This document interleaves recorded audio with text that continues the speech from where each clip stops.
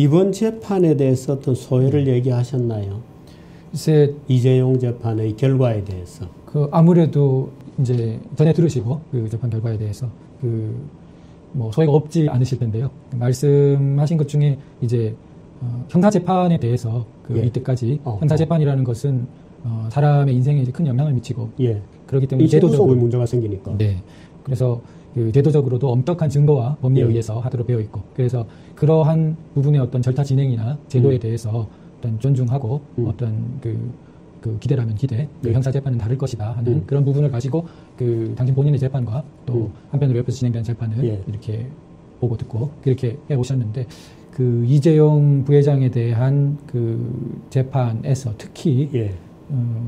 어떤 아무런 증거 없이 최순실 씨, 최서원 씨와의 예. 어떤 공모에 공모했다. 했다는 그런 판결 예. 태도 부분에 대해서 굉장히 이렇게 생각하지 않았는데라는 그런 좀 소회를 갖고 계셨습니다. 지금 이재용 재판에서 박근혜 전 대통령과 최순실이 공모하여 네. 뇌물을 받은 거로 되어 있잖아요. 그렇죠. 네, 그 공모 사실 자체를 부인하시죠. 그럼요. 네.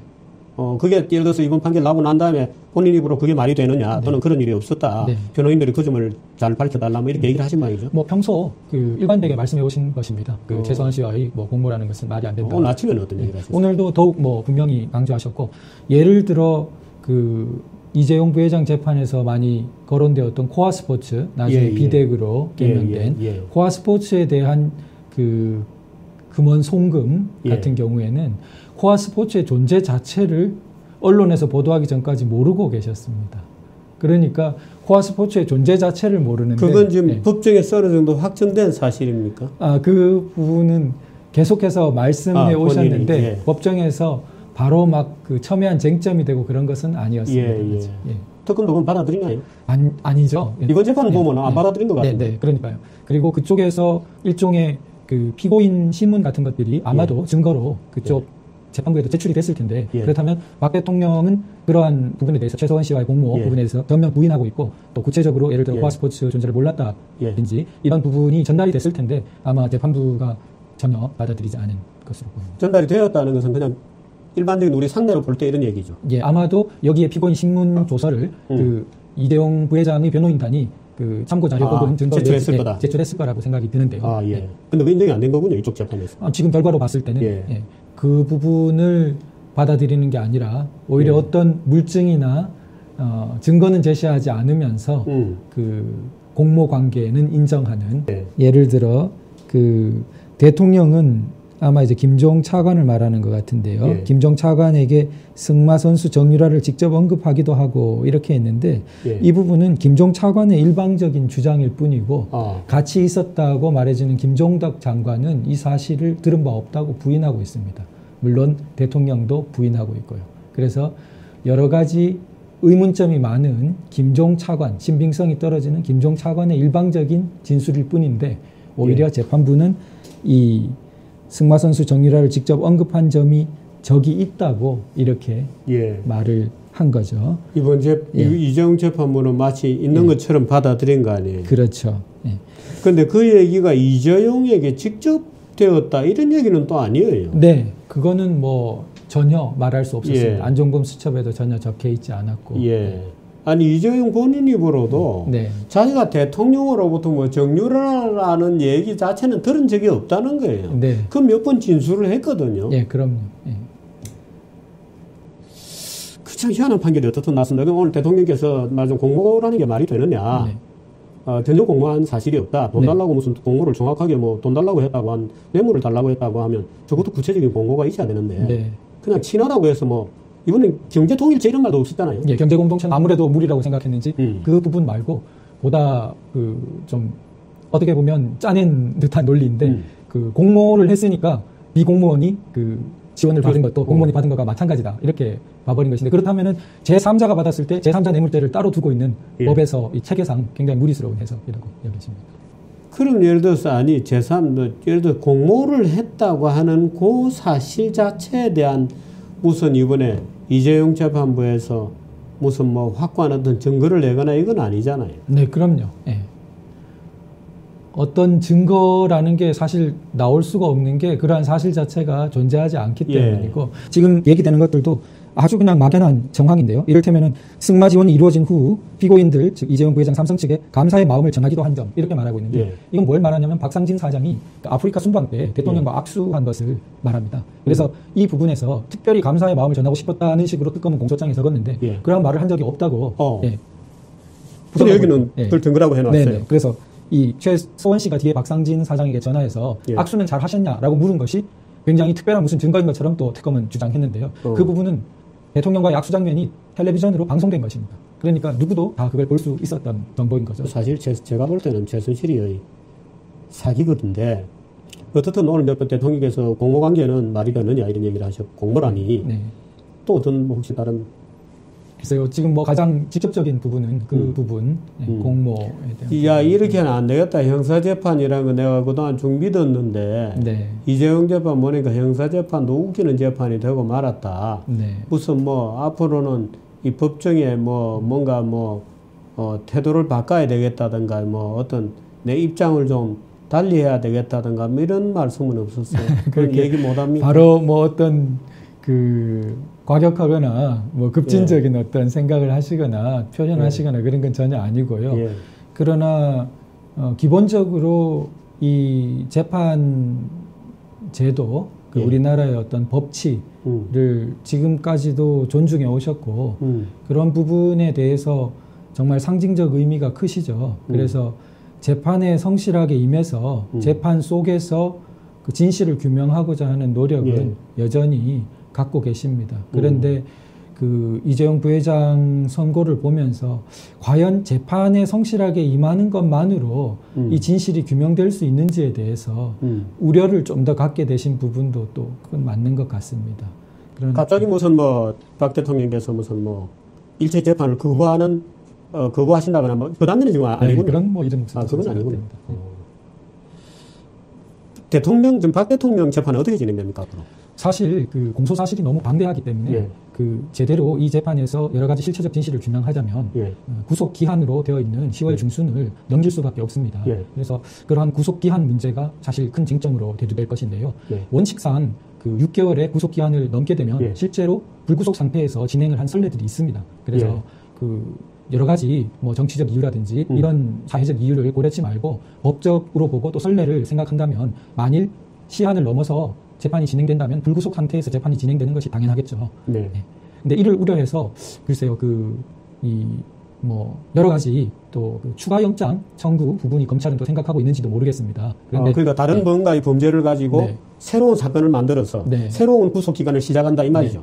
그 부분은 근데 사실상은 무리인 것이 이미 공소장, 구속영장 청구가 다 겹치기 때문에 새로운 것을 끄집어내기가 어렵습니다. 그런데 딱 하나 그런 부분이 있다면 SK에 대한 부분이 있는데요. SK는 지금 그 뇌물 요구라고 이렇게 공소가 제기되어 있는데 그 구속영장 부분에서는 그 부분은 빠졌습니다. SK 부분이. 그래서 만일 무언가 검찰 쪽에서 또 뭔가 생각하고 있는 게 있다면 이 SK 공소 사실을 가지고 혹시 추가 영장 청구를 생각할지도 모르겠습니다. 그런데 그 부분 굉장히 무리스러운 것이 SK에 대한 주요한 심리를 거의 마쳤습니다. 여기 재판에서. 이미 마쳤는데 그것을 심리하겠다고 6개월의 새로운 구속기간을 달라고 하는 것은 너무나 무리스러운 주장인 거죠. 세계인권사에 기록될 만한 참 전직 대통령을 이렇게 마구잡이로 처리하는 정도 같으면 일반 시민들의 권리나 이런 데 있어서는 두말할 나위가 없을 것 같은데 그렇군요. 그러면 또 10월 지금 잡혀있는 날짜는 10월 언제까지입니까? 10월 구속기한이 10월 15일경인가 그렇습니다. 그러면 그때까지 안 되면 또 뭔가 검찰에서 무리수를 해서 연장시키거나 만일에 그때 이제 그 담당 지금 재판부가 이제 그 판단합니까? 아니면 새로운 영장 판사가 또 있습니까? 만일 추가 영장에 대해서 판단이 이루어진다면 그것은 다른 재판부, 영장에 대해서만 판단하는 재판부가 판단할 것입니다. 영장이 기각될 수도 있겠죠. 물론. 그렇죠. 그렇게 되면 불구속 상태로 재판이 갈 수도 있겠습니다. 원칙으로 따른다면 법 원칙을 따른다면 당연히 그렇게 해야 되는 게 맞군요.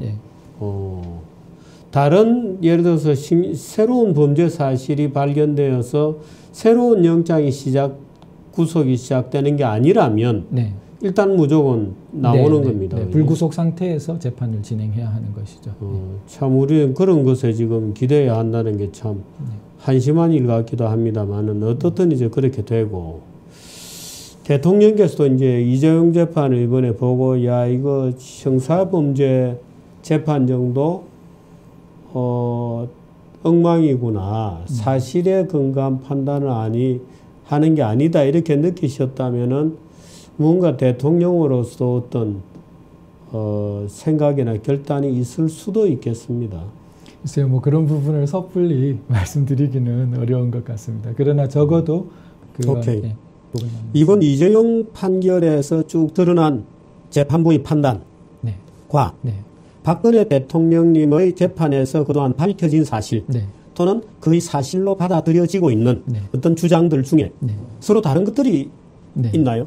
네, 일단 이재용 재판부에서 우선 하나를 지적하자면 동계 영재센터에 대한 부분인데요. 동계 영재센터는 단순 뇌물죄가 아니라 제3자가 받은 제3자 뇌물죄 부분인데 재단과 마찬가지 구조죠. K스포츠 재단과. 그런데 재단에 대해서는 뇌물죄를 인정하지 않으면서 동계 영재센터에 대해서는 뇌물죄를 인정했습니다. 그래서 이것을 위해서 굉장히 비판을 많이 받고 있는 묵시적 청탁이라는 개념까지 끌어오면서 굳이 이것을 인정했던 것이죠.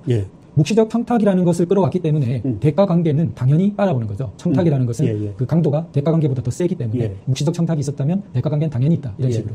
그래서 결국 지원 행위의 세 가지 축 중에 재단, 승마, 그다음에 영재센터 중에 재단만 떨어내고 승마와 영재센터 부분을 뇌물죄로 묶었는데요. 이 제3자 뇌물로 보는 영재센터는 원래 법에서 명시적인 부정한 청탁을 요구하고 있기 때문에 굉장히 약한 고리로 여겨집니다. 이 부분 무리스러운 굉장한 지금 영재센터에 대해서 이번 재판부가 뇌물죄로 본 건데 뇌물죄의 법리상 구체적 청탁이어야 한다. 그런데 이번에 재판부가 스스로 얘기한 것은 묵시적 또는 포괄적 청탁이잖아요. 이 영재센터도 그게 해당되는 거죠. 그렇죠. 그 재판부는 왜 이런 식으로 만들었을까요? 그래서 여러 가지 저희들로서는 추측을 할 수밖에 없는 혹시나 상황입니다. 재판부가 야 이거 내가 5년 때렸으니까 나중에 항소심에 가서 싸워서 이 부분 적당히 합의 봐서 좀 깎아줄 수 있다. 예를 들어서 우리가 고등법원에 가서 참 이런 말이라는 게 웃기는 표현입니다만은 예를 들어서 깎을 때 죄송한 표현입니다. 참 법률적으로 뭐라고 하냐? 감형이라든지. 감형.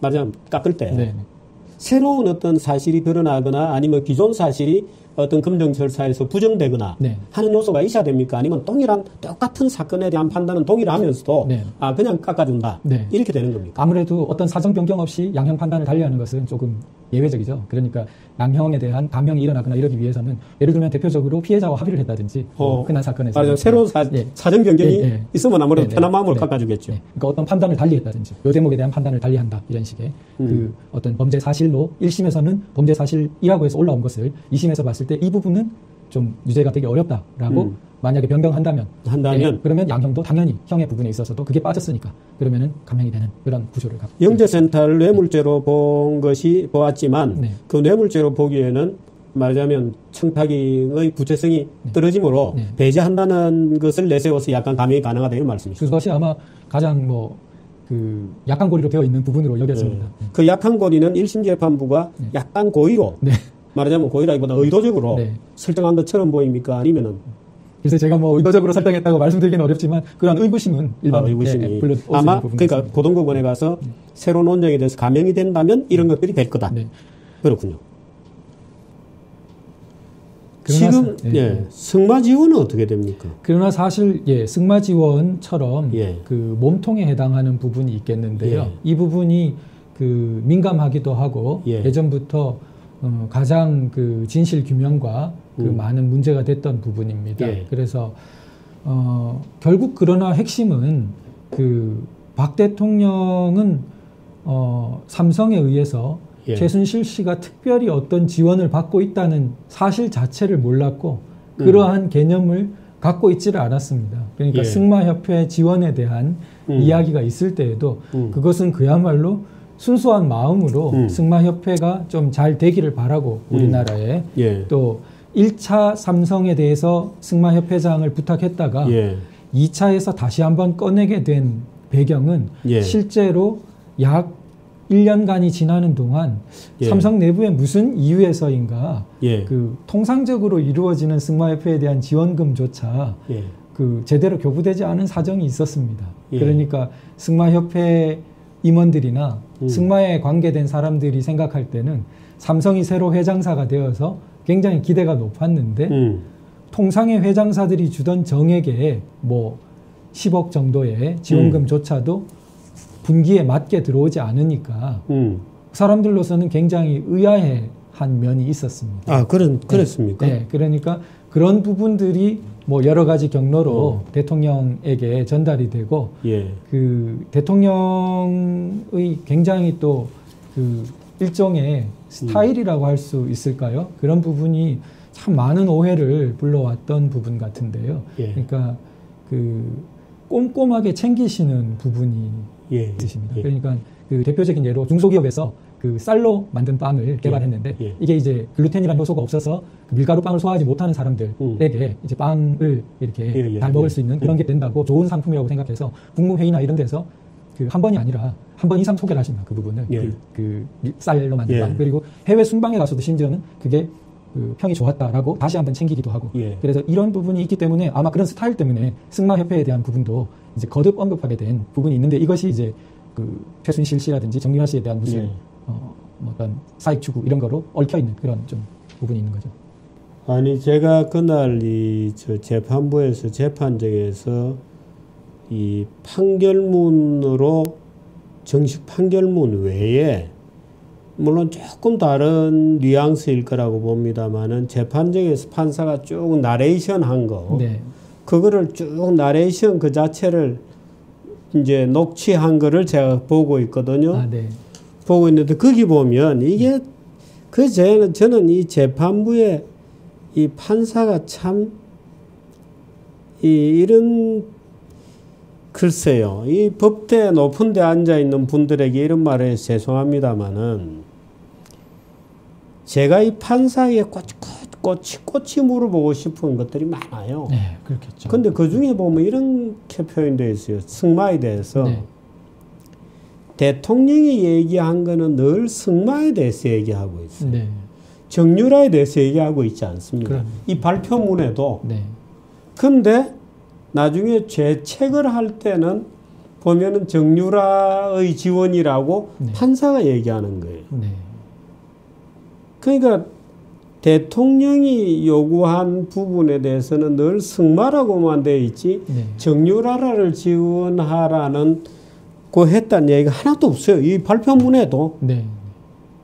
그냥 승마 지원 계획 근데 나중에 이렇게 됐어요.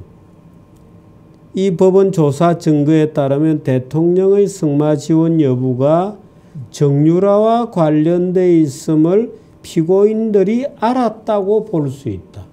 그러니까 피고들이 그렇게 생각했다는 거예요. 네, 네, 네, 네. 그러니까 대통령이 정유라라고 얘기한 적이 없다는 걸 스스로 네. 실토하고 있는 건데 맞습니다. 네. 이래놓고 정유라에 도움을 주기 위해서 공모관계라고 아, 그렇습니다. 예, 예. 단정히 해놓고 예, 있는 거예요. 아주 정확한 지적이십니다. 예, 네. 예, 중요한 지적이십니다. 그 나는 왜 어떻게 해서 이게 한 사람은 승마라고만 계속 얘기했지 예, 예. 정유라라고 얘기한 적이 한 번도 없다 이거예요. 꼼꼼히 보면 굉장히 문제가 많습니다. 개별 현안에 대한 청탁이 부정될 수밖에 없었던 것도 스스로 인정하고 있듯이 그 2차 독대 이전에 이미 합병 그 주총 결의가 이루어져 버렸기 네. 때문에 이루어져 버린 것을 무슨 청탁을 하며 1차 독대 때는 합병 이야기가 나오지도 않았습니다. 그러니까 나오지도 않은 이야기를 청탁할 수도 없는 것입니다. 그래서 현안 중에 뭐 또 3차 청탁 때는 3차 독대 때는 그 JTBC 얘기로 한참 싸우고 그러잖아요. 네. 게다가 그 현안 중에 두 번째, 세 번째로 컸다고 하는 순환출자 고리 해소와 금융지주회사 그 둘 사이에는 자체적으로 모순이 있습니다. 순환출자 고리 해소는 주식 처분수를 줄여달라는 청탁이고 그다음 금융지주회사 설립해달라, 허가해달라는 건데 그럼 만약 인가를 해주면 법상 이쪽에서 줄여달라고 했던 주식을 거의 대부분 팔아야 되는데 법상 의무가 발생합니다. 그렇다면 이 두 개를 동시에 청탁한다는 것은 모순된 행위입니다. 그렇기 때문에 어떻게 보면 개별 행위에 대한 청탁을 인정하기가 굉장히 그 부분은 예. 김종중 사장인가도 네. 나와서 깨끗하게 정리를 한번 했죠. 네. 그 재판정이 박근혜 대통령 재판정이었습니까? 김종중 사장은 두 곳에 다 나오긴 했는데요. 아마 깨끗하게 정리한 곳은 저쪽 그 삼성 재판정이 아닐까. 그랬군요. 네. 이제 쭉 재판정에 서하면서 저쪽에서 일어나는 일을 늘 이제 모니터링을 하시죠. 그리고 증거로서 검찰이 주로 증거로서 그쪽 증언의 녹취록을 제출합니다. 이쪽으로. 그러다 보니까 그쪽 이재용 부회장 재판부에서 이루어진 주요 증인들의 증언은 상당 부분 이쪽 재판에 오는 거. 증거로 이렇게 오게 됩니다. 두 재판부의 변호사들끼리 무슨 뭐 확인 뭐 이런 그건 아니고요. 원래 변호사들끼리는 그런 걸 잘 안 합니까? 글쎄 뭐 아무래도 법원에서 못하게 합니까? 좀 엄격하게 법 규정으로 그런 것은 모르겠습니다만 사실상 어쨌든 뭐 삼성 재판부는 뭐 워낙 큰 법무법인에서 이렇게 뭐 잘 하고 있으시고 돈이 좀 있으니까. 박근혜 대통령은 변호사 비용 될 돈은 있습니까? 사실 뭐 그런 뭐 삼성과 비교할 바가 아니겠죠. 아니 사실은 탄핵 때부터 이 변호사 비용이 없어서 제대로 대응하지 못하고 있다는 일부 좀 우려도 없지 않아 있기는 있었어요. 그런데 참 이게 사실은 방대한 작업이고 인력이 소모가 돼야 되고 하기 때문에 돼야 되겠습니다만은 저는 이 승마 부분을 그렇게 봤고 한쪽은 승마라고 얘기하고 한쪽은 정유라라고 얘기하는 이런 언밸런스가 이번 판결문에서도 전혀 해소가 안 됐어요. 그렇죠. 전혀 해소가 안 됐어요. 그냥 뭐 승마를 이쪽 사람들은 뭐 포괄적으로 뭐 최순실 관계라고 인지했다라고 판사가 그냥 주장하는 거죠. 피고인들이 알았을 것이다. 그런데 알았을 것이다는 걸 가지고 이렇게 때릴 수 있는지 모르겠어요. 재단은 어떻게 된 겁니까? 미르하고 저 K스포츠가 사실은 이 탄핵 심판했던 헌법재판소는 미르와 K를 주로 기업 경영의 자율성을 침해하는 소위 헌법 제119조의 헌법적 가치를 위반했다고 주된 탄핵의 이유로 삼았잖아요. 그런데 이번에 그 배제됐어요. 그러니까 이게 이제 재단 부분은 그 뇌물도 있고 직권 남용 부분도 있습니다. 그런데 직권 남용 부분은 삼성 그 이재용 부회장 재판에서는 별로 논해질 여지가 없기 때문에 그쪽에서는 그런 부분 판단은 하지 않은 것이죠.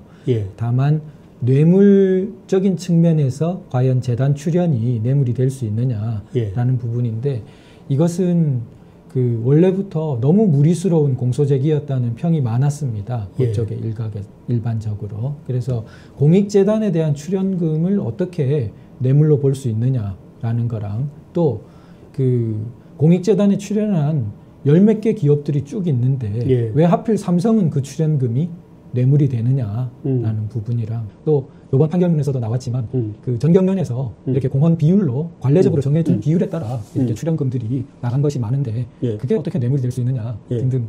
그래서 한 부분 정도 이제 뇌물 부분 정리한 것이 될 텐데요. 그렇게 되면 헌법재판소는 어떻게 되나요? 헌법재판소는 그걸 가지고 주로 말하자면 때렸는데 대통령을 탄핵하기에 이르렀는데 미르 K스포츠에 대해서 돈을 낸 것이 무슨 뭐 정경련에서 늘 해왔던 비율대로 한 것에 불과한 정도여서 처벌의 이익이 없다. 그 공동뇌물 이런 것도 아니라고 본 거 아니에요, 그죠? 근데 형사재판에서 형사범죄를 구성하는 것도 아닌 종류의 일을 가지고 직권남용이라는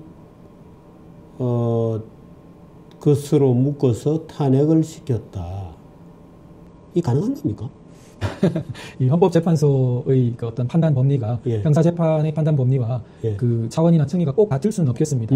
그러나 이 형사재판은 변론으로 하고 만일 헌법재판소의 그 탄핵으로 가자면 뭐 저 개인적으로는 그 헌법재판소의 판단 자체가 거기서도 문제가 많았다라고 생각하고 있죠. 그것이 과연 그러한 중대한 헌법적 가치를 침해해서 그 탄핵 사유가 될 수 있을지 부분에 대해서는 무리스럽다고 생각합니다. 이번에 이 판결문 보시면서 저거는 너무 다른데 하고 느끼신 것 또 어떤 혹시?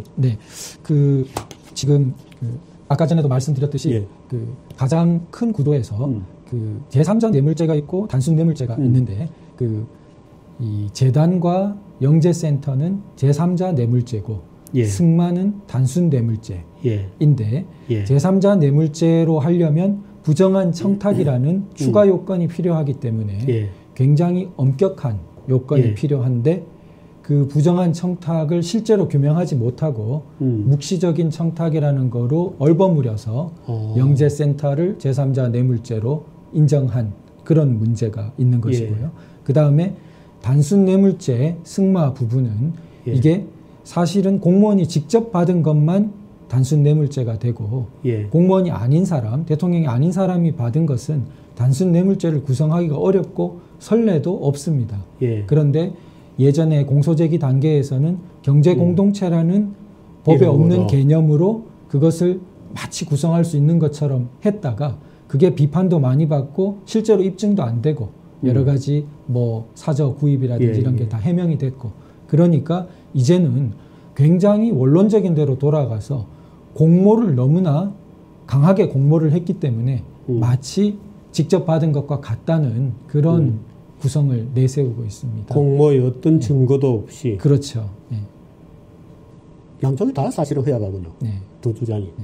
이 이재용 부회장 재판에서의 판결이 박근혜 대통령 재판에 어떤 영향을 주게 됩니까? 글쎄, 가장 크게 볼 때는 일단 뇌물 공여를 유죄로 인정했기 때문에 그렇다면 준 쪽을 유죄로 인정했는데 받은 쪽을 무죄로 판단하기 위해서는 이 대통령을 재판하고 있는 재판부의 어떤 판단에 있어서의 부담이 굉장히 사실상 크겠죠.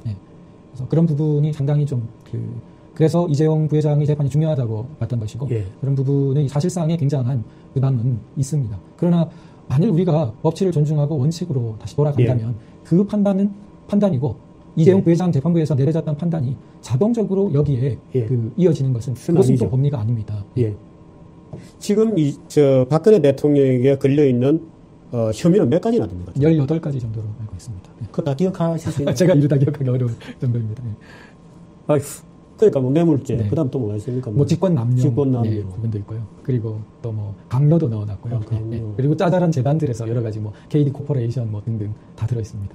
그리고 뭐 노태강 뭐 사직 강요 이런 것까지도 넣어놨고요. 노태강 사직 강요 그런 거는 진재수 과장의 증언 같은 것들이 전혀 그 사실이 아니었다는 증언들이 좀 나왔잖아요. 좀 법원 분위기는 좀 바뀌었습니까? 글쎄 제출 이렇게 사실상 새롭게 드러난 증언이나 증거들이 저희들이 볼 때에는 의미 있는 것들이 축적되고 있는데 그것이 재판부가 어느 정도로 그 부분을 평가하고 있는지는 좀 정확하게 제가 알기는 어려운 것 같습니다. 아휴, 참 이 박근혜 대통령에 대한 이 재판과 탄핵과 그 거대한 거짓말 속에서 또 법의 이름을 빌린 이 무지막지한 정치적 공세와 판사들도 어떻게 보면 불쌍해 보이기도 하고 그렇습니다. 실제로. 그런데 이런 와중에 참 국민들은 이런 사건이 있을 때마다 가슴이 아프고 밥맛이 떨어지고 잠을 못 자게 되고 이 나라가 어떻게 됐냐 하고 걱정하게 되고 그런데 또 그 일선에 또 우리 도 변호사처럼 또 매번 재판정 가서 또 그거를 방어를 하고 싸워야 되는 분들은 얼마나 힘드시겠어요? 괜찮으세요? 저보다 수고하시는 뭐 여러분들이 있으시고 걱정하시는 분들도 아주 많이 있으실 거로 생각되는데 결국 재판부도 침묵하고 있는 현재 목소리들의 중요성을 알아야 된다고 생각됩니다. 이렇게 목소리가 크게 나오고 있는 분들만 국민의 목소리가 아니라 현재 침묵하는 듯 보이지만 사실 큰 흐름에서는 박근혜 대통령이 형사적으로는 유죄일 수가 없다라고 믿고 있는 분들이 우리 국민 중에 상당수 있을 것이라고 생각됩니다. 아마 시간이 지나갈수록 많아질 겁니다. 많아질 겁니다. 박은호 증인은 언제 나옵니까? 글쎄 박은호 증인 경우에 진재수 그 과장 증언에 이어서 바로 다음 날 출석하기로 되어 있었는데 뭐 아프다는 핑계로 그 부분 이경재 변호사님도 지적하셨듯이 삼성 판결 선고를 앞두고 상당히 의도적으로 회피한 부분이 있지 않나 이렇게 좀 의구심이 많이 드는 부분입니다. 다음 한번 출석은 예정되어 있는데 날짜는 아직 정해지진 않았고요. 국민 중에 누구라도 특검의 이번 사건을 처리하는 과정에 대해서 그 부실한 수사와 또는 물론 뭐 이게 뭐 확정적인 그런 거는 아닙니다만은 예를 들어서 증거의 조작이라든지 전체 스토리를 조작했다는 이유로 네. 고발이나 고소가 가능한가요? 지금 뭐 특검의 무리스러운 수사 예. 부분은 이 많은 지금 공판 증언 녹취록으로 예. 좀 드러나고 있는데요. 예. 예를 들면은 국민연금관리공단 예. 합병과 관련된 예. 거기 관계자들에 대해서 예. 참 그 심적으로 압박하는 수사를 많이 했습니다. 그 중에 대표적으로 이제 리서치 팀장에 예. 대해서 그러니까 리서치 팀장이 당시 결의 전에 그 어떤 보고를 한 거죠. 설명을. 예. 예. 근데 그 설명이 허위 자료에 바탕을 해서 설명을 했다는 그 자기들의 구도를 관철시키기 위해서 그 상당히 가족들의 계좌까지 뒤지고 자기가 뭐 거래처 혹은 국민연금관리공단 관계되는 회사로부터 부정하게 받은 것이 없는지 아주 그냥 싹 뒤지다시피 했는데 다행히 이 최준규 팀장이라는 이분이 아무런 비리가 없었고 깨끗했습니다. 고마운 일이네. 그래서 특검의 그런 어떤 압박과 회의에 그 넘어가지 않고 그 일관되게 허위 자료에 의한 보고는 없었다라는 것을 증언하고 공판정에 나와서 마침내 특검에서 수사받을 때 당신 계속 그렇게 버티면 옷 바꿔 입고 나랑 만나는 수가 있다. 구치소는 좀 춥다. 이렇게 수사관이 말했다는 것을 증언으로 남겨놓았습니다. 그렇군요. 예. 근데 그러한 예들이 그 한 건만이 아닙니다. 참 그 검사가 했다는 얘기보다 더 나쁜 얘기가 제 입에서 나오려다가 마네요. 그 검사에 대해서. 검사라는 게 그런 직업인지는 모르겠습니다만은 또 뭐 특별히 저희들이 알아야 될 만한 뭐 오늘 못다 하신 얘기 중에 네, 뭐 지금 검사에 대해서 말씀하시니까 예. 그 주필님께서 평소에 말씀하시는 거기도 하지만 저도 정말 그 마지막으로 말씀드리고 싶습니다. 예, 예. 그러니까 검찰과 검사의 역할이라는 것이 예. 기소가 됐으면 끝까지 예. 그 기소를 관철시켜야 되는 것이 검사의 역할이 아니고 예. 기소가 되었더라도 예. 그것이 공판 과정에서 예. 무죄의 어떤 증거가 나오고 예. 그렇다면은 그 부분은 인정하고 공소를 예. 취소하거나 철회하거나 바꿀 수도 있는 것이 정의를 향한 검찰의 그렇죠. 진정한 예. 기능이 아닌가 예. 그렇게 생각됩니다. 그래서 아니 근데 우리 검사는 안 그런 것 같아요. 네. 그저 뭐 억지로 말하자면 얼개가 만들어진 거를 네. 끝까지 어떻든 뭐 우격다짐으로라도 네. 뭐 그 하여튼 그 골격을 유지해서 어떻게 하려는 게 마치 검사의 맡은 임무인 것처럼 지금 하고 있는 것 같아요. 네. 그리고 법원에 대해서도 예. 그렇습니다. 지금 뭐 김진동 재판장님 그 판결 1심 판결이 났지만 사실 그 심적 압박이나 여러 가지 그 느꼈던 짐은 상당했을 거로 생각됩니다. 예. 그런데 요번 그 박근혜 대통령 재판 맡고 있는 김세윤 부장 판사님도 마찬가지일 거라고 생각되는데요.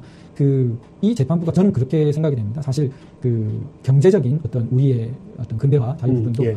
그 외국에서 기적이라고 칭할 만큼 예. 놀라웠는데 이 정치적인 또 법적인 선진화 부분의 과제도 예. 그 단기간에 된다는 것은 사실 쉽지 않은 일이고 예. 그런 진통을 겪고 있는 거라고 생각됩니다. 예. 수백 년에 걸친 예. 어떤 영국 같은 경우에 축적이 예. 있었을 텐데 그런 부분에서 그 핵심적인 역할을 한 것이 바로 그 강직한 판사들, 예. 그 몇몇 강직한 판사들이 사실은 예. 이 근대 민주주의를 열어젖힌 1등 예. 공신이라고 그럼요. 생각이 됩니다. 예. 그래서 우리 재판부도 어떤 역사의 그런 중차대한 과제를 지고 있다는 점을 정말 예. 사명감을 갖고 그런 부분에 임해 주셨으면 예. 하는 그런 바람이 있습니다.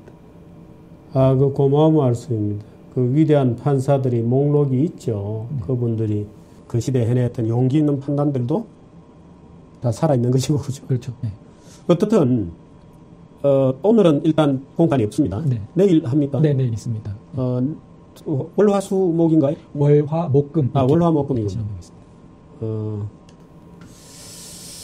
어떻든 이 대통령께서 좀 용기를 가지고 재판을 임해 주실 수 있도록 많이 이제 변호인으로서 조력을 좀 아끼지 말아 주시기를 부탁드리고, 또 변호인들도 어떻든 이 한 목숨 바쳐 주시기를 좀 부탁드립니다. 네.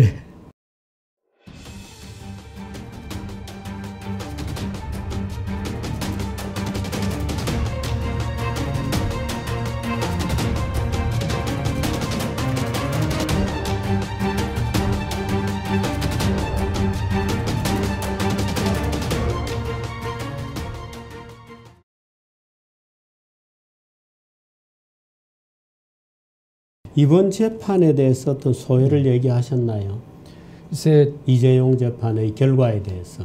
아무래도 이제 전에 들으시고 그 재판 결과에 대해서 소회가 없지 않으실 텐데요. 말씀하신 것 중에 이제 형사 재판에 대해서 이때까지 형사 재판이라는 것은 사람의 인생에 이제 큰 영향을 미치고 그렇기 때문에 제도적으로 문제가 생기니까. 네.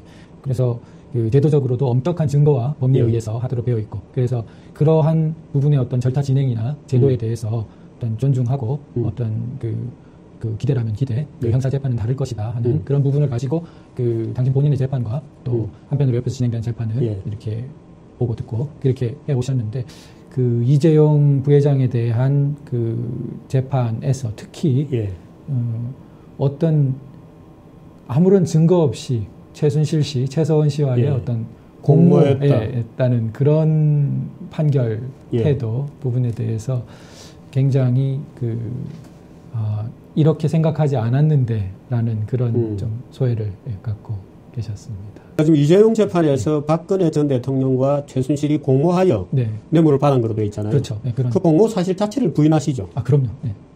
그게 예를 들어서 이번 판결 나오고 난 다음에 본인 입으로 그게 말이 되느냐, 또는 그런 일이 없었다. 변호인들이 그 점을 잘 밝혀달라, 이렇게 얘기를 하신 모양이죠. 평소 일관되게 말씀해 오신 것입니다. 최서원 씨와의 공모라는 것은 말이 안 된다. 오늘 아침에는 어떤 얘기를 하셨어요? 오늘도 더욱 분명히 강조하셨고, 예를 들어 이재용 부회장 재판에서 많이 거론되었던 코아 스포츠, 나중에 비덱으로 개명된 코아 스포츠에 대한 금원 송금 같은 경우에는 코아 스포츠의 존재 자체를 언론에서 보도하기 전까지 모르고 계셨습니다.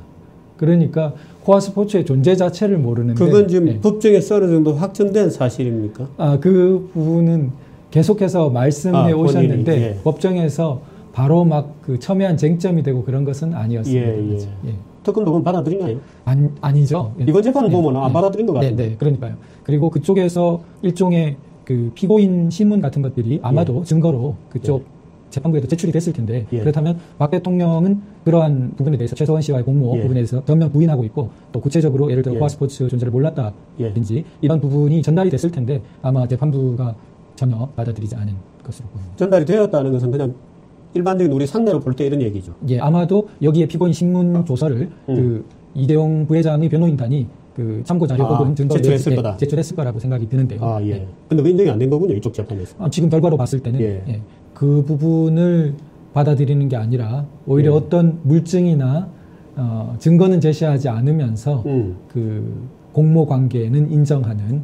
예를 들어 대통령은 아마 이제 김종 차관을 말하는 것 같은데요. 김종 차관에게 승마 선수 정유라를 직접 언급하기도 하고 이렇게 했는데, 이 부분은 김종 차관의 일방적인 주장일 뿐이고 같이 있었다고 말해주는 김종덕 장관은 이 사실을 들은 바 없다고 부인하고 있습니다. 물론 대통령도 부인하고 있고요. 그래서 여러 가지 의문점이 많은 김종 차관, 신빙성이 떨어지는 김종 차관의 일방적인 진술일 뿐인데, 오히려 재판부는 이 승마 선수 정유라를 직접 언급한 점이 적이 있다고 이렇게 말을 한 거죠. 이번 이재용 재판부는 마치 있는 것처럼 받아들인 거 아니에요? 그렇죠. 그런데 그 얘기가 이재용에게 직접 되었다 이런 얘기는 또 아니에요. 네, 그거는 전혀 말할 수 없었습니다. 안종범 수첩에도 전혀 적혀 있지 않았고. 아니 이재용 본인 입으로도 자기가 대통령으로부터 정유라라는 얘기 자체는 들은 적이 없다는 거예요. 그 몇 번 진술을 했거든요. 그럼요. 참 희한한 판결이 어떻든 났습니다. 오늘 대통령께서 공모라는 게 말이 되느냐. 전혀 공모한 사실이 없다. 돈 달라고 무슨 공모를 정확하게 돈 달라고 했다고 뇌물을 달라고 했다고 하면 적어도 구체적인 공모가 있어야 되는데 그냥 친하다고 해서 뭐 이번엔 경제 통일체 이런 말도 없었잖아요. 예, 경제 공동체는 아무래도 무리라고 생각했는지 그 부분 말고 보다 그 좀 어떻게 보면 짜낸 듯한 논리인데 그 공모를 했으니까 비공무원이 그 지원을 받은 것도 공무원이 받은 것과 마찬가지다 이렇게 봐버린 것인데 그렇다면은 제3자가 받았을 때 제3자 뇌물죄를 따로 두고 있는 법에서 이 체계상 굉장히 무리스러운 해석이라고 여겨집니다. 그럼 예를 들어서 아니 예를 들어 공모를 했다고 하는 그 사실 자체에 대한 무슨 이번에 이재용 재판부에서 무슨 뭐 확고한 어떤 증거를 내거나 이건 아니잖아요. 네, 그럼요. 예. 어떤 증거라는 게 사실 나올 수가 없는 게 그러한 사실 자체가 존재하지 않기 때문이고 지금 얘기되는 것들도 아주 그냥 막연한 정황인데요. 이를테면은 승마 지원이 이루어진 후 피고인들 즉 이재용 부회장 삼성 측에 감사의 마음을 전하기도 한 점 이렇게 말하고 있는데 이건 뭘 말하냐면 박상진 사장이 아프리카 순방 때 대통령과 악수한 것을 말합니다. 그래서 이 부분에서 특별히 감사의 마음을 전하고 싶었다는 식으로 특검은 공소장에 적었는데 그런 말을 한 적이 없다고. 근데 여기는 그걸 증거라고 해놨어요. 네네. 그래서 이 최소원 씨가 뒤에 박상진 사장에게 전화해서 악수는 잘 하셨냐라고 물은 것이 굉장히 특별한 무슨 증거인 것처럼 또 특검은 주장했는데요. 그 부분은 대통령과의 악수 장면이 텔레비전으로 방송된 것입니다. 그러니까 누구도 다 그걸 볼 수 있었던 정보인 거죠. 사실 제가 볼 때는 최순실이 사기거든데 어떻든 오늘 몇 번 대통령께서 공모관계는 말이 되느냐 이런 얘기를 하셨고 공모라니 또 어떤 뭐 혹시 다른 글쎄요. 지금 뭐 가장 직접적인 부분은 그 부분 공모에 대한. 야 이렇게는 안 되겠다. 형사재판이라는 거 내가 그동안 쭉 믿었는데 이재용 재판 보니까 형사재판도 웃기는 재판이 되고 말았다. 무슨 뭐 앞으로는 이 법정에 뭐 뭔가 뭐 태도를 바꿔야 되겠다든가 뭐 어떤 내 입장을 좀 달리해야 되겠다입니다만은 예를 들어서 깎을 때 죄송한 표현입니다. 참 법률적으로 뭐라고 하냐? 뭐 감형이라든지. 감형. 말하자면 깎을 때 새로운 어떤 사실이 드러나거나 아니면 기존 사실이 어떤 검증 절차에서 부정되거나 하는 요소가 있어야 됩니까? 아니면 똑같은 사건에 대한 판단은 동일하면서도 그냥 깎아준다. 이렇게 되는 겁니까? 아무래도 어떤 사정 변경 없이 양형 판단을 달리하는 것은 조금 예외적이죠. 그러니까 양형에 대한 감형이 일어나거나 이러기 위해서는 예를 들면 대표적으로 피해자와 합의를 했다든지 흔한 사건에서 맞아요. 새로운 사정 변경이 있으면 아무래도 편한 마음으로 깎아주겠죠. 그러니까 어떤 판단을 달리했다든지 요 대목에 대한 판단을 달리한다 이런 식의 그 어떤 범죄 사실로 1심에서는 범죄 사실이라고 해서 올라온 것을 2심에서 봤을 때 이 부분은 좀 유죄가 되기 어렵다라고 만약에 변경한다면 그러면 양형도 당연히 형의 부분에 있어서도 그게 빠졌으니까 그러면은 감형이 되는 그런 구조를 갖고 영재센터를 뇌물죄로 보았지만 그 뇌물죄로 보기에는 말하자면 청탁의 구체성이 떨어지므로 배제한다는 것을 내세워서 약간 감형이 가능하다 이런 말씀이시죠. 그것이 아마 가장 그 약한 고리로 되어 있는 부분으로 여겨집니다. 그 약한 고리는 1심 재판부가 약간 고의로 말하자면 고의라기보다 의도적으로 설정한 것처럼 보입니까? 아니면은 그래서 제가 뭐 의도적으로 설정했다고 말씀드리기는 어렵지만 그런 의구심은 일반 의구심이 아마 그러니까 고등법원에 가서 새로운 논쟁에 대해서 감형이 된다면 이런 것들이 될 거다. 그렇군요. 지금 승마 지원은 어떻게 됩니까? 그러나 사실 승마 지원처럼 그 몸통에 해당하는 부분이 있겠는데요. 이 부분이 그 민감하기도 하고 예전부터 가장 그 진실 규명과 그 많은 문제가 됐던 부분입니다. 그래서 결국 그러나 핵심은 그 박 대통령은 삼성에 의해서 최순실 씨가 특별히 어떤 지원을 받고 있다는 사실 자체를 몰랐고 그러한 개념을 갖고 있지를 않았습니다. 그러니까 승마협회 지원에 대한 이야기가 있을 때에도 그것은 그야말로 순수한 마음으로 승마협회가 좀 잘 되기를 바라고 우리나라에 또 1차 삼성에 대해서 승마협회장을 부탁했다가 2차에서 다시 한번 꺼내게 된 배경은 실제로 약 1년간이 지나는 동안 삼성 내부에 무슨 이유에서인가 그 통상적으로 이루어지는 승마협회에 대한 지원금조차 그 제대로 교부되지 않은 사정이 있었습니다. 그러니까 승마협회 임원들이나 승마에 관계된 사람들이 생각할 때는 삼성이 새로 회장사가 되어서 굉장히 기대가 높았는데 통상의 회장사들이 주던 정액에 뭐 10억 정도의 지원금조차도 분기에 맞게 들어오지 않으니까 사람들로서는 굉장히 의아해한 면이 있었습니다. 그렇습니까? 그러니까 그런 부분들이 뭐 여러 가지 경로로 대통령에게 전달이 되고 그 대통령의 굉장히 또 그 일종의 스타일이라고 할 수 있을까요? 그런 부분이 참 많은 오해를 불러왔던 부분 같은데요. 그러니까 그 꼼꼼하게 챙기시는 부분이 있으십니다. 그러니까 그 대표적인 예로 중소기업에서 그 쌀로 만든 빵을 개발했는데 이게 이제 글루텐이라는 요소가 없어서 그 밀가루 빵을 소화하지 못하는 사람들에게 이제 빵을 이렇게 잘 먹을 수 있는 그런 게 된다고 좋은 상품이라고 생각해서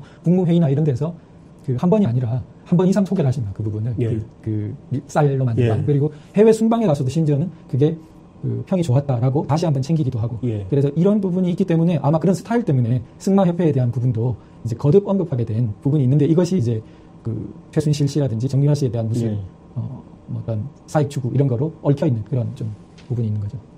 아니 제가 그날 저 재판부에서 재판정에서 이 판결문으로 정식 판결문 외에 물론 조금 다른 뉘앙스일 거라고 봅니다만은 재판정에서 판사가 쭉 나레이션 한 거, 그거를 쭉 나레이션 그 자체를 이제 녹취한 거를 제가 보고 있거든요.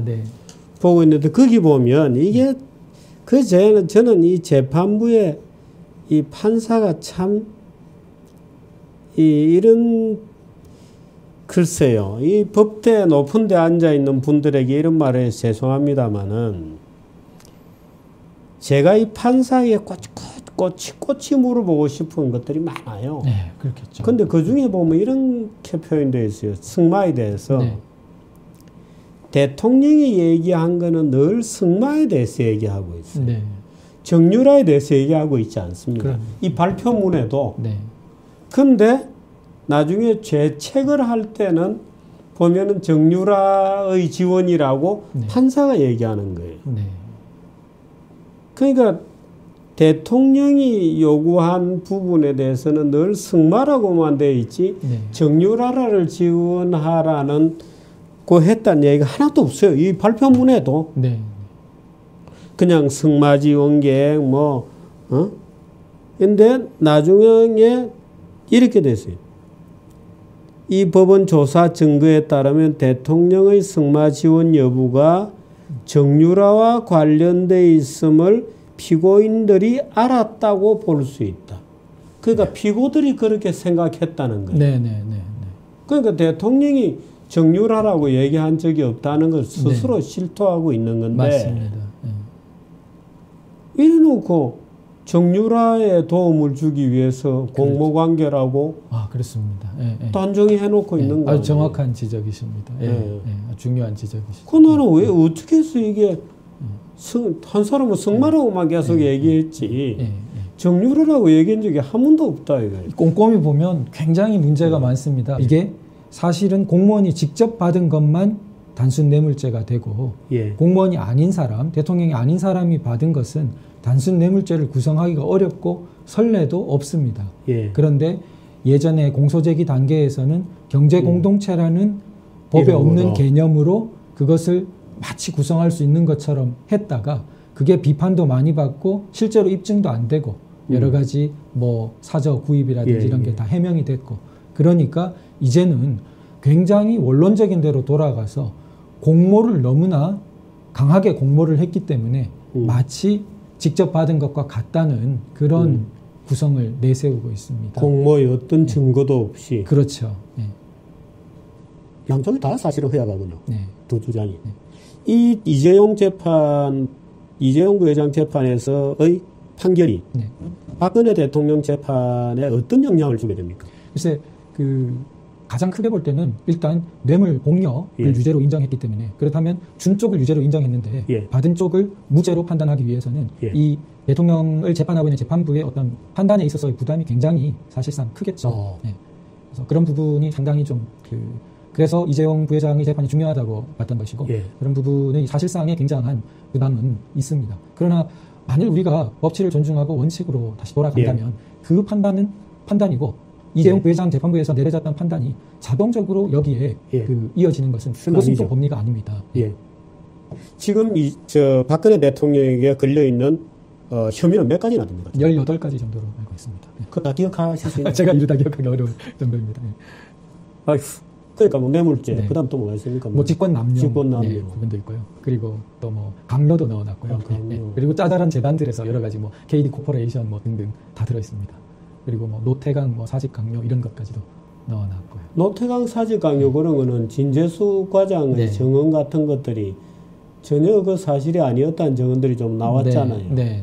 좀 법원 분위기는 좀 바뀌었습니까? 글쎄 그 제출 이렇게 사실상 새롭게 드러난 증언이나 증거들이 예. 저희들이 볼 때에는 의미 있는 것들이 축적되고 있는데 예. 그것이 재판부가 어느 정도로 그 부분을 평가하고 있는지는 좀 정확하게 제가 알기는 어려운 것 같습니다.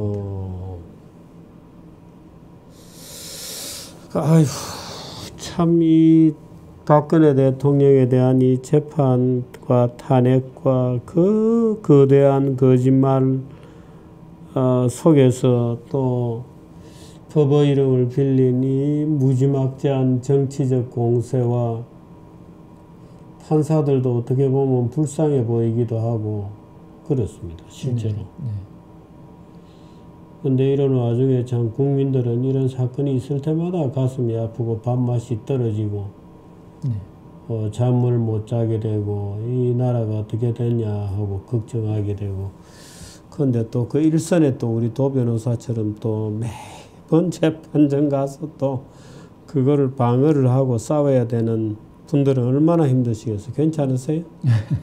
저보다 수고하시는 뭐 여러분들이 있으시고 걱정하시는 분들도 아주 많이 있으실 거로 생각되는데 결국 재판부도 그 침묵하고 있는 현재 목소리들의 중요성을 알아야 된다고 생각됩니다. 이렇게 목소리가 크게 나오고 있는 분들만 국민의 목소리가 아니라 현재 침묵하는 듯 보이지만 사실 큰 흐름에서는 박근혜 대통령이 형사적으로는 유죄일 수가 없다라고 믿고 있는 분들이 우리 국민 중에 상당수 있을 것이라고 생각됩니다. 아마 시간이 지나갈수록 많아질 겁니다.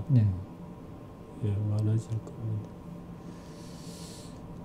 그 박은호 증인은 언제 나옵니까? 글쎄 그 박원호 증인 경우에 진재수 그 과장 증언에 이어서 바로 다음 날 출석하기로 되어 있었는데 뭐 아프다는 핑계로 그 부분 이경재 변호사님도 지적하셨듯이 삼성 판결 선고를 앞두고 상당히 그 의도적으로 회피한 부분이 있지 않나 이렇게 좀 의구심이 많이 드는 부분입니다. 다음 한번 출석은 예정되어 있는데 날짜는 아직 정해지진 않았고요.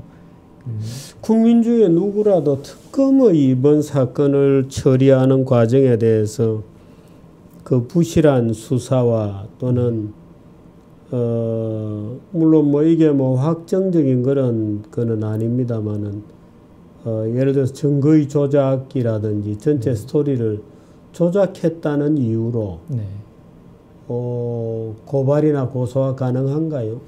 지금 뭐 특검의 무리스러운 수사 부분은 이 많은 지금 공판 증언 녹취록으로 좀 드러나고 있는데요. 그 예를 들면은 국민연금관리공단 그 합병과 관련된 거기 관계자들에 대해서 참 그 심적으로 압박하는 수사를 많이 했습니다. 그 중에 대표적으로 이제 리서치 팀장에 대해서 그러니까 리서치 팀장이 당시 결의 전에 그 어떤 보고를 한 거죠. 설명을. 근데 그 설명이 허위 자료에 바탕을 해서 설명을 했다는 그 자기들의 구도를 관철시키기 위해서 그 상당히 가족들의 계좌까지 뒤지고 자기가 뭐 거래처 혹은 국민연금관리공단 관계되는 회사로부터 부정하게 받은 것이 없는지 아주 그냥 싹 뒤지다시피 했는데 다행히 이 최준규 팀장이라는 이분이 아무런 비리가 없었고 깨끗했습니다. 고마운 일이네. 그래서 특검의 그런 어떤 압박과 회의에 그 넘어가지 않고 그 일관되게 다든가 뭐 이런 말씀은 없었어요. 그렇게 얘기 못합니까? 바로 뭐 어떤 그 과격하거나 뭐 급진적인 어떤 생각을 하시거나 표현하시거나 그런 건 전혀 아니고요. 그러나 기본적으로 이 재판 제도 그 우리나라의 어떤 법치를 지금까지도 존중해 오셨고 그런 부분에 대해서 정말 상징적 의미가 크시죠. 그래서 재판에 성실하게 임해서 재판 속에서 그 진실을 규명하고자 하는 노력은 여전히 갖고 계십니다. 그런데 그 이재용 부회장 선고를 보면서 과연 재판에 성실하게 임하는 것만으로 이 진실이 규명될 수 있는지에 대해서 우려를 좀 더 갖게 되신 부분도 또 그건 맞는 것 같습니다. 갑자기 무슨 뭐 박 대통령께서 무슨 뭐 일체 재판을 거부하신다거나 뭐 그 단계는 지금 아니군요. 그런 뭐 이런 그건 아니군요. 지금 박 대통령 재판은 어떻게 진행됩니까 앞으로? 사실 그 공소 사실이 너무 방대하기 때문에 그 제대로 이 재판에서 여러 가지 실체적 진실을 규명하자면 구속 기한으로 되어 있는 10월 중순을 넘길 수밖에 없습니다. 그래서 그러한 구속 기한 문제가 사실 큰 쟁점으로 대두될 것인데요. 원칙상 그 6개월의 구속 기한을 넘게 되면 실제로 불구속 상태에서 진행을 한 선례들이 있습니다. 그래서 그 여러 가지 뭐 정치적 이유라든지 이런 사회적 이유를 고려치 말고 법적으로 보고 또 선례를 생각한다면 만일 시한을 넘어서 재판이 진행된다면 불구속 상태에서 재판이 진행되는 것이 당연하겠죠. 근데 이를 우려해서 글쎄요 뭐 여러 가지 또 그 추가 영장 청구 부분이 검찰은 또 생각하고 있는지도 모르겠습니다. 그런데 그러니까 다른 뭔가의 범죄를 가지고 새로운 사건을 만들어서 새로운 구속 기간을 시작한다 이 말이죠.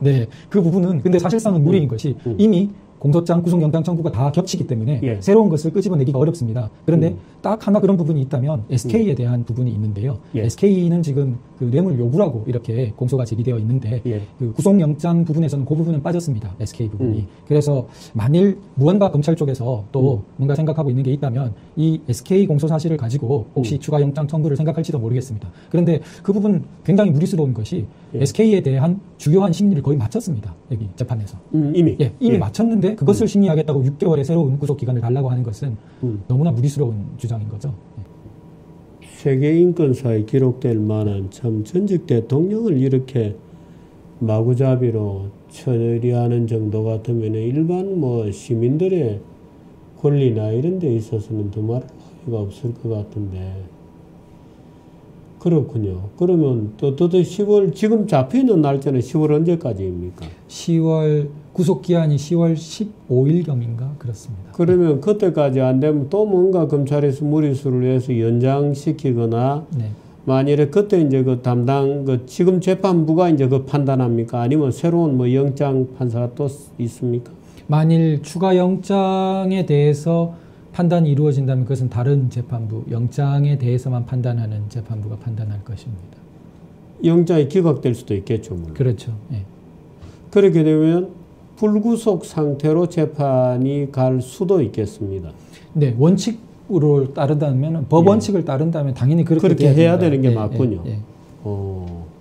다른 예를 들어서 새로운 범죄 사실이 발견되어서 새로운 영장이 구속이 시작되는 게 아니라면 일단 무조건 나오는 겁니다. 불구속 상태에서 재판을 진행해야 하는 것이죠.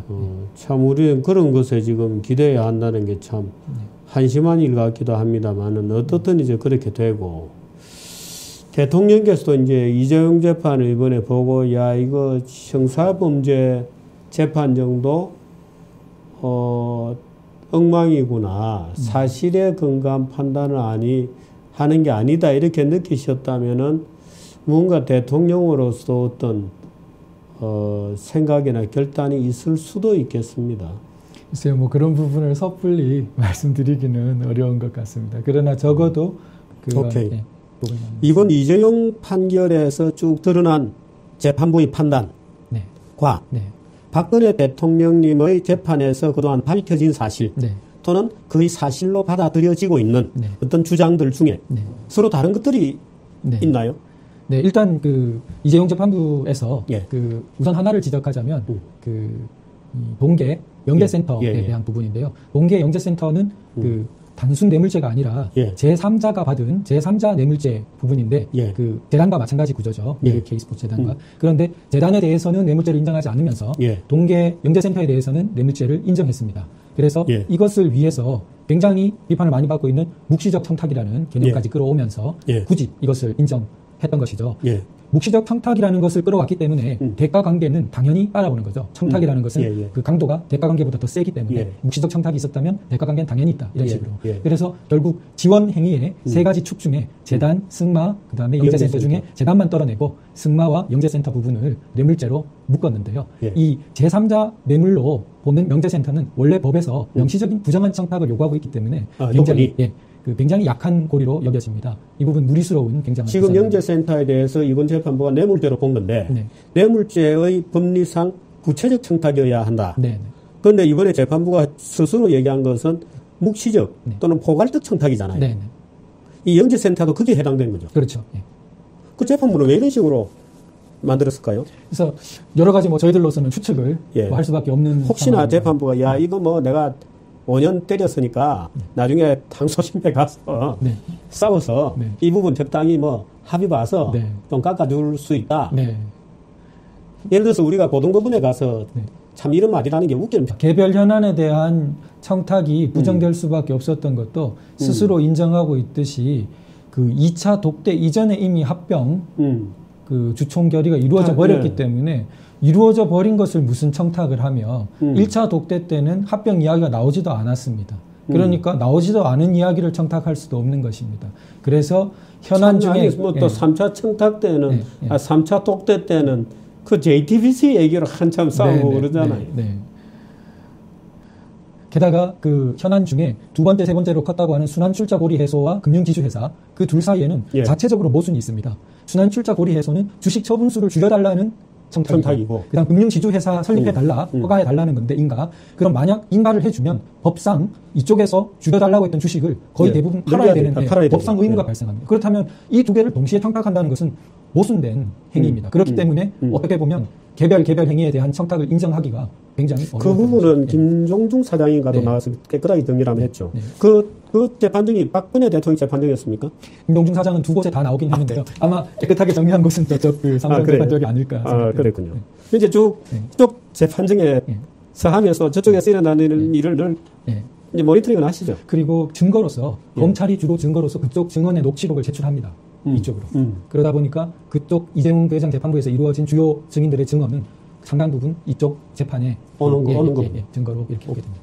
두 재판부의 변호사들끼리 무슨 확인 이런 그건 아니고요. 원래 변호사들끼리는 그런 걸 잘 안 합니까? 글쎄 아무래도 법원에서 못하게 합니까? 좀 엄격하게 법 규정으로 그런 것은 모르겠습니다만 사실상 어쨌든 삼성 재판부는 워낙 큰 법무법인에서 이렇게 잘 하고 있으시고 돈이 좀 있으니까. 박근혜 대통령은 변호사 비용될 돈은 있습니까? 사실 그런 삼성과 비교할 바가 아니겠죠. 아니 사실은 탄핵 때부터 이 변호사 비용이 없어서 제대로 대응하지 못하고 있다는 일부 좀 우려도 없지 않아 있기는 있었어요. 그런데 참 이게 사실은 방대한 작업이고 인력이 소모가 돼야 되고 하기 때문에 돼야 되겠습니다만은 저는 이 승마 부분을 그렇게 봤고 한쪽은 승마라고 얘기하고 한쪽은 정유라라고 얘기하는 이런 언밸런스가 이번 판결문에서도 전혀 해소가 안 됐어요. 그렇죠. 전혀 해소가 안 됐어요. 그냥 승마를 이쪽 사람들은 포괄적으로 최순실 관계라고 인지했다. 라고 판사가 그냥 주장하는 거죠. 피고인들이 알았을 것이다. 근데 알았을 것이다는 걸 가지고 이렇게 때릴 수 있는지 모르겠어요. 재단은 어떻게 된 겁니까? 미르하고 K스포츠가 사실은 이 탄핵 심판했던 헌법재판소는 미르와 K를 주로 기업 경영의 자율성을 침해하는 소위 헌법 제119조의 헌법적 가치를 위반했다고 주된 탄핵의 이유로 삼았잖아요. 그런데 이번에 그 배제됐어요. 그러니까 이게 이제 재단 부분은 그 뇌물도 있고 직권 남용 부분도 있습니다. 그런데 직권 남용 부분은 삼성 그 이재용 부회장 재판에서는 별로 논해질 여지가 없기 때문에 그쪽에서는 그런 부분 판단은 하지 않은 것이죠. 다만 뇌물적인 측면에서 과연 재단 출연이 뇌물이 될 수 있느냐라는 부분인데 이것은 그 원래부터 너무 무리스러운 공소제기였다는 평이 많았습니다. 그쪽에 일반적으로. 그래서 공익재단에 대한 출연금을 어떻게 뇌물로 볼 수 있느냐라는 거랑 또 그 공익재단에 출연한 열 몇 개 기업들이 쭉 있는데 왜 하필 삼성은 그 출연금이 뇌물이 되느냐라는 부분이랑 또 이번 판결문에서도 나왔지만 그 전경련에서 이렇게 공헌 비율로 관례적으로 정해준 비율에 따라 이렇게 출연금들이 나간 것이 많은데 예. 그게 어떻게 뇌물이 될 수 있느냐 등등. 예. 그래서 한 부분 정도 이제 뇌물 부분 정리한 것이 될 텐데요. 그렇게 되면 헌법재판소는 어떻게 되나요? 헌법재판소는 그걸 가지고 주로 말하자면 때렸는데 대통령을 탄핵하기에 이르렀는데 미르 K스포츠에 대해서 돈을 낸 것이 무슨 뭐 정경련에서 늘 해왔던 비율대로 한 것에 불과한 정도여서 처벌의 이익이 없다. 그 공동뇌물 이런 것도 아니라고 본 거 아니에요, 그죠? 근데 형사재판에서 형사범죄를 구성하는 것도 아닌 종류의 일을 가지고 직권남용이라는 것으로 묶어서 탄핵을 시켰다. 이 가능한 겁니까? 이 헌법재판소의 그 어떤 판단 법리가 형사재판의 판단 법리와 그 차원이나 층위가 꼭 같을 수는 없겠습니다. 그러나 이 형사재판은 변론으로 하고 만일 헌법재판소의 그 탄핵으로 가자면 뭐 저 개인적으로는 그 헌법재판소의 판단 자체가 거기서도 문제가 많았다라고 생각하고 있죠. 그것이 과연 그러한 중대한 헌법적 가치를 침해해서 그 탄핵 사유가 될 수 있을지 부분에 대해서는 무리스럽다고 생각합니다. 이번에 이 판결문 보시면서 저거는 너무 다른데 하고 느끼신 것 또 어떤 혹시? 지금 아까 전에도 말씀드렸듯이 그 가장 큰 구도에서 그 제3자 뇌물죄가 있고 단순 뇌물죄가 있는데 이 재단과 영재센터는 제3자 뇌물죄고 승마는 단순 뇌물죄인데 제3자 뇌물죄로 하려면 부정한 청탁이라는 추가 요건이 필요하기 때문에 굉장히 엄격한 요건이 필요한데 그 부정한 청탁을 실제로 규명하지 못하고 묵시적인 청탁이라는 거로 얼버무려서 영재센터를 제3자 뇌물죄로 인정한 그런 문제가 있는 것이고요. 그 다음에 단순 뇌물죄 승마 부분은